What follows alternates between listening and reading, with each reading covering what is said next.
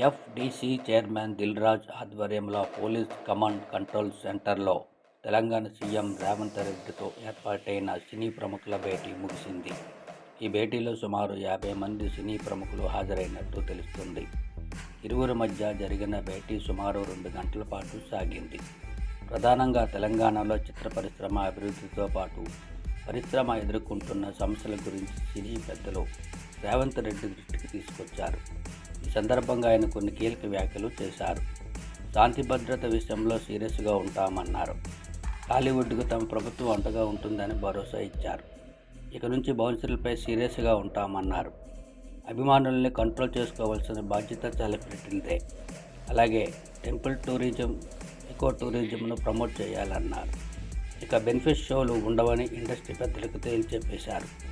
అలాగే టికెట్ల రేట్ల పెంపు ఉండదని అసెంబ్లీలో చెప్పిన మాటలకు కట్టుబడి ఉంటామన్నారు. తెలంగాణ సీఎం రేవంత్ రెడ్డి భేటీకి మెగాస్టార్ చిరంజీవి దూరంగా ఉండడంపై ఇటు సినీ పరిశ్రమలోనూ అటు ఫ్యాన్స్లోనూ భిన్నాభిప్రాయాలు వ్యక్తమవుతున్నాయి.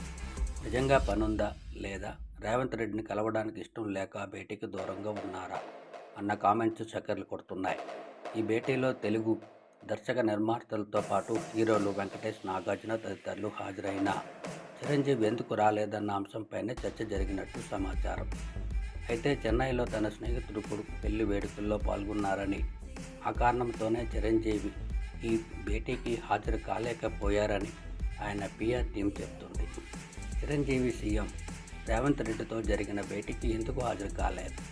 నిజంగా స్నేహితుడు కొడుకు పెళ్లికి వెళ్ళారా, లేదా సంజయ్ థియేటర్ ఘటనలో ఐకాన్ స్టార్ అల్లు అర్జున్ ఎపిసోడ్కు దూరంగా ఉండటమా?